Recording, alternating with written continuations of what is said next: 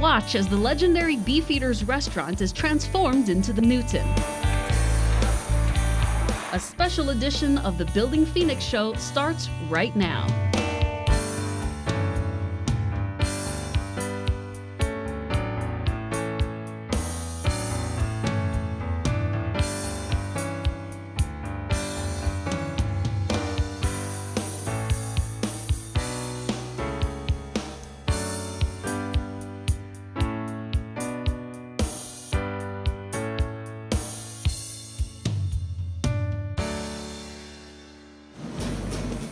Hello, I'm Michael Hammett. Thanks for joining me for this special episode of the Building Phoenix Show. We're at Changing Hands Bookstore inside the Newton in Central Phoenix. Well, you've probably not heard the name Jay Newton, but I'll bet you've heard of his legendary restaurant, Beefeaters, which opened its doors in 1961. I had the chance to catch up with Mr. Newton a couple years before his passing in 2006. At the time, he'd been in business for over 40 years and was hoping to pass on his restaurant, his life's work, not to the highest bidder, but to someone who could carry his passion for food, family, and community spirit into the future. Well, the auction didn't pan out, but the keepers of his flame did materialize. And that's where our story begins. Looking at these images, it's hard to imagine that this crumbling building was once home to one of the most popular restaurants in Phoenix.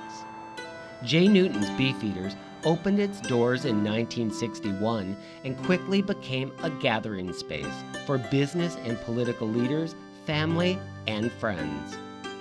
More than 4 decades later, after creative attempts to keep it going, Beefeaters closed its doors.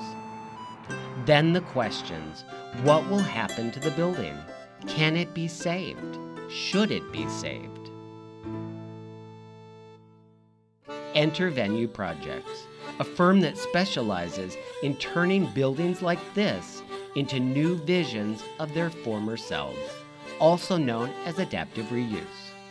As it sat vacant during the recession, it was burglarized, vandalized.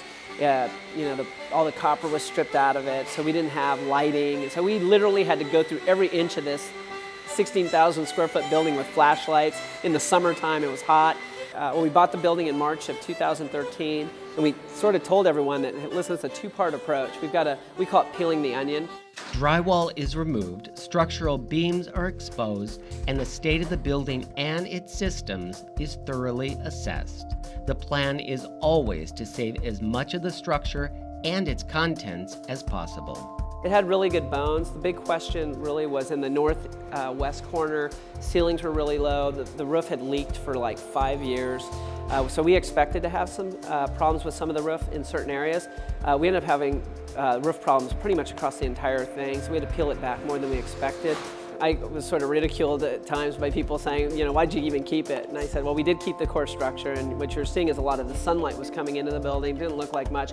It's what appealed us to the building. We knew it was going to be a post and beam structure, wide open, which would allow us to implement our floor plan the way we wanted to do it. But when we put it, we knew it would all go back together just fine. The roof was resheeted while the original support beams remained. 2 original brick fireplaces were saved and restored. Redwood and other woods were salvaged and repurposed as flooring and accent materials.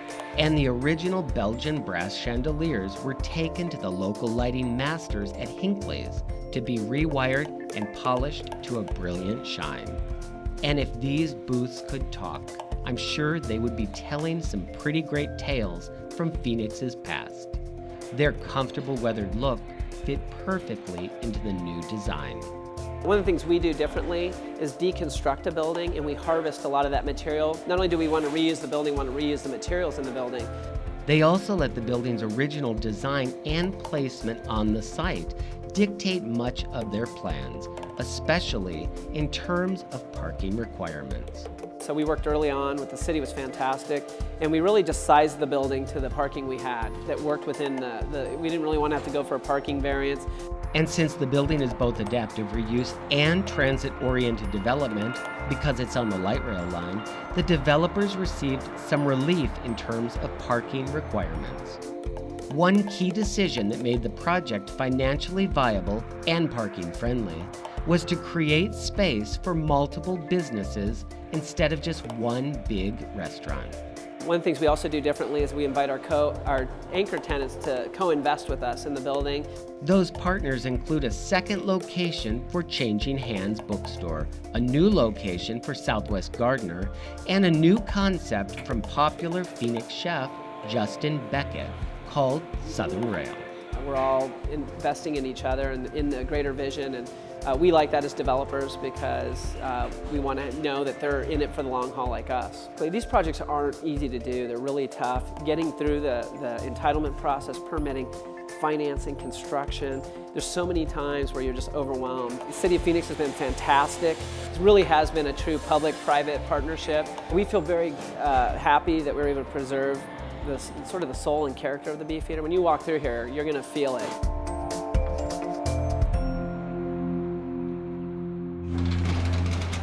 Well, if the building is the heart of the story, the businesses inside are the engine that will power it into the future. Joining me now is Cindy Dash from Changing Hands Bookstore and partner in this project. Welcome to the show. Thanks for having us. Well, we're in your space, and this is really amazing to see. We've followed it along the way, and we've seen it gutted, and now we see this finished product. Has it come to fruition the way that you hoped it would? Yes, and actually so much more. You know, we were going into this old dark building, we added skylights, we added windows, and really we got to see the beautiful features of this building that we didn't even really see in the darkness. Well, I have to say, you know, when I heard Changing Hands might be coming downtown, I didn't believe it. I didn't think it would happen. And, you know, all the bookstores were exiting, and it took an independent, a local independent, to come in and fill that void. So was that part of your business plan? You know, it absolutely was. For years, we had been asked by the Phoenix community to open a bookstore to come to Central Phoenix. We kept seeing the fleeing of bookstores going away, and we know, you know, great communities have great independent bookstores. So we had been looking for a long time, but it was about finding the right partners, the right project, and the right space that could become a place. And I remember those, you know, over the years, hearing that, the buzz, and the timing probably wasn't right. Yeah, it wasn't right, and it was also finding partners who understood the business model of a bookstore and how it's not like other retail businesses. It's very unique, and it's just as important to be a gathering space that might not sell something as it is a space that does sell things. Now, you and Changing Hands, you're not just a tenant in this building, you're a partner in the building from the ground up. What was your role in what we're seeing around us today in making the space look the way that it does? You know, it's an incredible project because some of the tenants are co-owners of the building. So decisions certainly take longer because it's a larger ownership meeting, but it's also a more thoughtful because we think about, you know, we're not going away in a couple of months, and our developers are our partners. So they're not selling the building in a couple of years. So it's really thinking about how do we restore this building had such great stories, and how do we continue those stories into the future? Well, I know whenever I'm in here, and I come here a lot, there are always people buying books, sitting, having coffee, maybe a glass of wine, reading magazines. It's obviously working. There was a need, a niche that needed to be filled. We very much see this as Changing Hands and Bookstore 2.0, and what we hope is that we'll keep adapting into the future as needed. Do you think, as far, you've been in the bookstore business for a long time, more, you know, 30 plus years yourself, do you think that the electronic books, e-books and e-readers, is print going the way of all of the other past technology? Now, I think actually print is having a huge resurgence. One of the biggest trends right now is teen and middle school readers, and these kids are nostalgic for paper and they're nostalgic for books. And I think the e-reader has brought more books to people, and it's made people read more, but it hasn't actually really decreased the purchases of the print book. People are just buying more books, just across multiple devices. And Changing Hands is 40 years old. Yeah, we turned 40 in April. That is a big milestone. Local independent bookstore. Do you see Changing Hands going on for many years? We do, and you know what we did is, as I said, we tried to build a new store for the future. We'll keep adapting. One of the reasons we are still here is that we're locally owned, our owners are in town, we can be nimble, we can change, and we can adapt as things need us to adapt. And that's what's going to keep us going to the future, is we're not set in our ways. And I have to say, you do offer a lot of other things beyond books, and one of the nicest things is the coffee bar and wine bar behind us. I come in there for coffee in the morning. It's great to just sit there, have an espresso, and read the paper. Has that been delivering the way that you hoped it would? You know, it really has. We've watched bookstores become community gathering spaces for years, and coffee shops and bookstores has always been a thing. But to add the wine and beer, we've seen a few of these pop up around the country. We're really only about the 8th or 9th that has done this. So that is a point of pride for Phoenix, that we have a coffee, beer, wine bar in a bookstore in Phoenix. But we see it's just an extension of what we do every day, and we're just adding to, you know, basically our assortment for the community. Well, one of the nicest things coming in here is someone always says hi at the front desk. I was sitting at the coffee bar, I didn't have anything to read, and the woman behind the bar said, go pick out a book and bring it back and browse through it. We don't mind. And I thought, that's really welcoming you into the space and not saying, hey, you have to buy the book, or it's about the experience. Exactly. And we're starting to call them book tenders and booksellers, and that's what we want, is we want to have conversation around great books here. And you browse the book, you check it out, and you buy it. I mean, that's... Yeah. We hope so. That'll keep us here as well. Well, and that is important. So tell me a little bit about this space. I know you repurposed a lot of redwood from the structure, used it on the bar and the retail area. Yeah. Was that something you really wanted to see happen as far as repurposing? Absolutely. We want to repurpose as much as we can. So this is the original dining room of the building. We took it right back to its raw beams that are still here. Our bookcases actually have also been repurposed, but they're from a Barnes & Noble that went out of business. And the great story around that is saving something from going to the landfill and repurposing it. And they were actually very excited to get the cases to us. But the redwood came from the building, and there's just little pieces throughout the store of things that we've been able to repurpose in new ways and use again. And it is kind of neat that you have the bookcases from Barnes & Noble. Really, it's not about competition as much as it's about just keeping books alive. And whoever is the keeper of that, it's you right now in Central Phoenix. I think it's great to have a piece of the recent past and then also the future. We think so. You know, we're stewards of the written word, and however we can best serve that. Now, you also have a lot of things to eat at the cafe, and you use a lot of local bakers. We do. We have some great local bakers.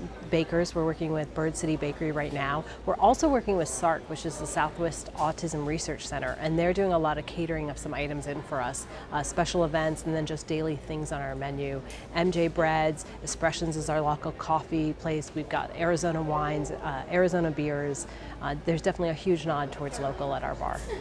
And I did have one of the biscottis, and they were wonderful. And they great. And then I read the story, and I knew about SARC, so it kind of was a nice connection. Yeah, you know, we think this is just an opportunity for us to also sort of shout out some of the great things that we see around town and share them with our community. Now, you have a lot of different seating areas around here. What's your favorite place if you do get, you know, I know you're a very busy businesswoman, if you get, 10 minutes to sit down and just relax, where would you kind of cuddle up with a good book? You know, I am a big fan of that corner seat at the bar, but that is because I get to watch the whole bar. But we've got a couple of pockets right in the fiction wall, and that's one of my favorite. Is you become, a person right on the shelf when you can sit in our fiction wall.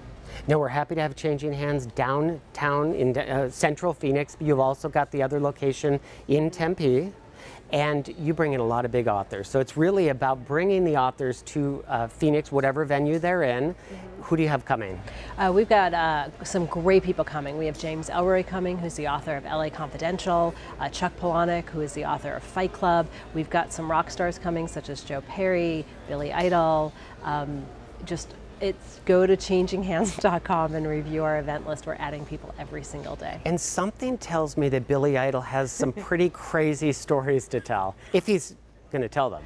Well, we hope. We have not seen the book yet, but we think it's going to be a lot of fun to meet him, and it's his first memoir. So we'll see what he has to say about his life. And again, they can check out your website? Mm-hmm. Changinghands.com. Wonderful. Well, thank you so much, Cindy, for letting us come into your space. Thanks so much for coming here today. And you stay right there. We'll be right back with more Building Phoenix. Coming up later in the show, Chef Justin Beckett brings Southern comfort food to the Newton. And next, how the Planning and Development Department helped keep the Newton on track, saving time and money for its developers. A child behind bars is a good thing when you imagine the alternative. Pull barriers are required in the city of Phoenix, including self-closing gates and doors, interior fences and window locks placed beyond a child's reach. For specific requirements, contact the Development Services Department You know what curiosity did for the cat. Don't let it happen to your child. Pull barriers, save lives.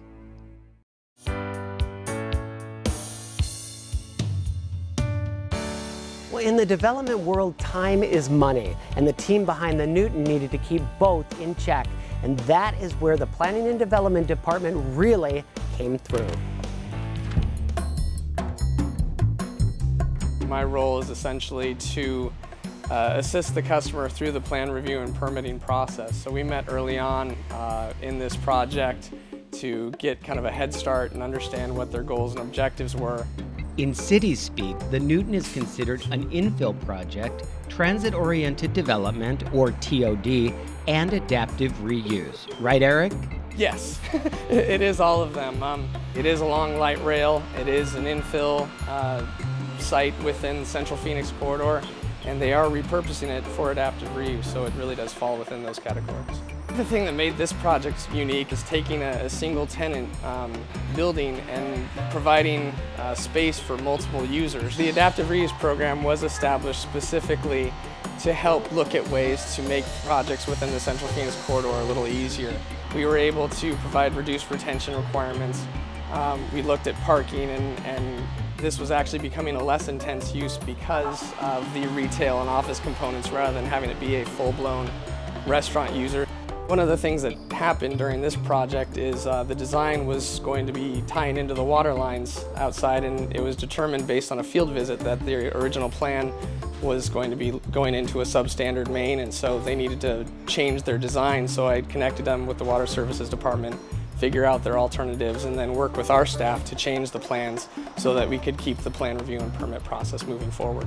That's what I'm there for, to keep the project moving along and try and remove those barriers along the way.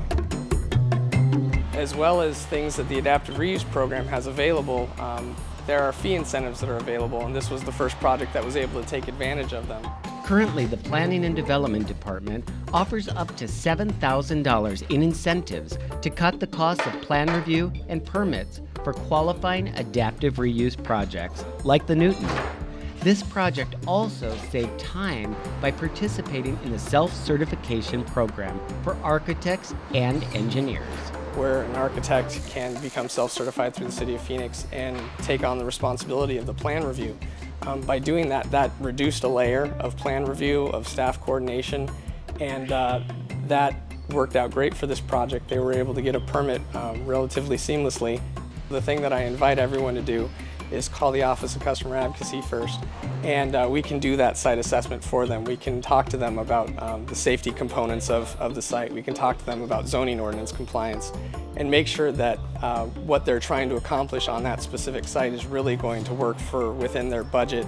And calling Eric or the Office of Customer Advocacy won't cost you a thing. And there's no additional cost if the project moves ahead through the development process.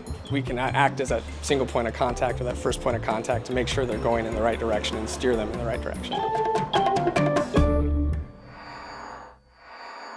Planning and Development's self-certification program allows architects and engineers certified through the city to bypass the city's plan review process, saving time and money. There are now 240 self-certified professionals developing in the City of Phoenix. If you're thinking about taking on an adaptive reuse project in Phoenix, there are incentives that can save you money, up to $7,000 per project. To find out about the programs, visit phoenix.gov/PDD or call 602-262-6011. Well, one of the big draws of Beefeaters was the food, of course, and the Newton has that covered too. We're here with popular Phoenix chef Justin Beckett to tell us about your latest concept restaurant, Southern Rail. Welcome to the show. Thank you very much for having us. We appreciate it. Well, thanks for having us into this great space. Love what you've done with it. Tell us a little bit about what your concept was and how you wanted to incorporate your concept into the overall Newton?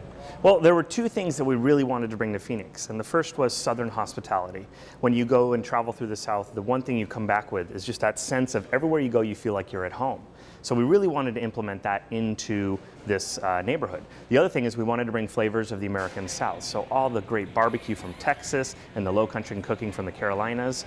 And then of course, you know, the wonderful beverage program from New Orleans and the South as well. So we really wanted to create a restaurant that was based around Southern hospitality, Southern spirits, and Southern food.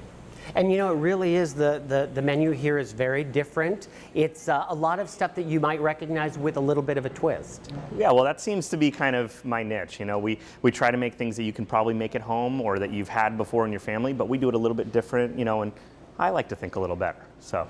And the Newton was a project that was a long time coming. We've been following the progress for about 1.5 years now. What made you decide, yes, I want to be not just have my restaurant there, I want to be a partner in this new venture?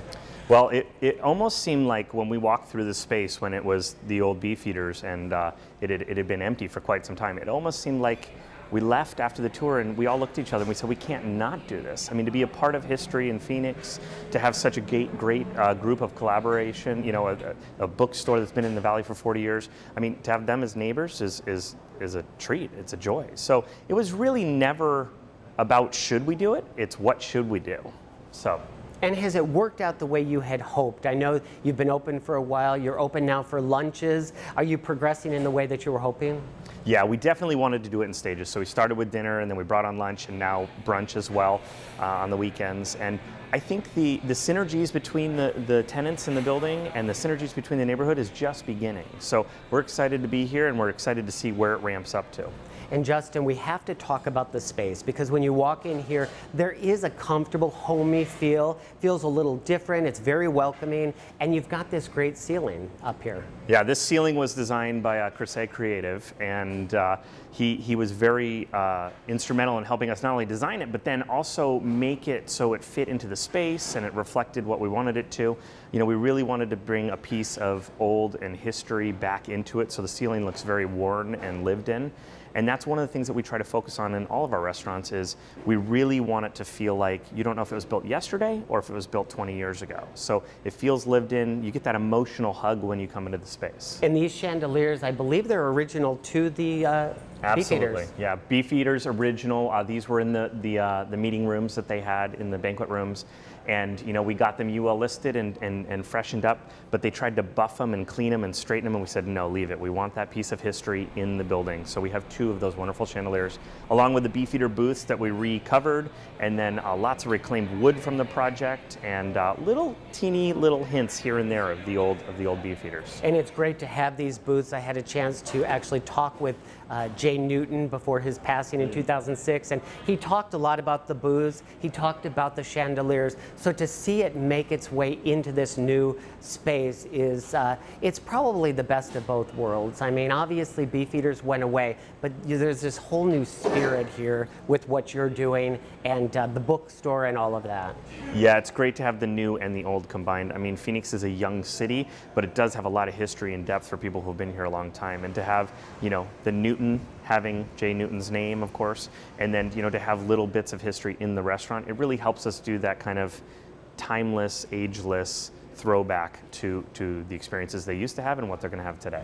And I have to ask you, what is your favorite part of this? I know you were integral during the process. You got exactly what you wanted. This will be a home of yours for a long time. What was the one thing that you look and say, I'm really glad that we did that? Well, I mean, the ceiling was definitely a labor of love, if you will, and we had to engineer it in different ways many times. So there were many times when we could have abandoned the project, but I'm so glad that we did it. The other thing that we didn't really do, but it's kind of a happy accident, but when that light rail goes by and, you know, it's sunset and it ding dings at you, or it, you know, it goes through the light, it's a pretty special moment. It feels good in your heart to be a part of the city and life going by and also have this establishment. It's like an urban symphony. It is. It's wonderful. And you're the conductor. Well, I don't know about that, but I'm definitely a passenger. So now, tell us, if someone is to come into your restaurant, Southern Rail, what's the one thing off the menu that you would say, you know what, if you're coming in the door the first time, you have to have this? Well, I'd never like to tell people my favorites on the menu, but I will tell you some of the most popular items have been the smoked chicken and dumplings and the fried green tomatoes.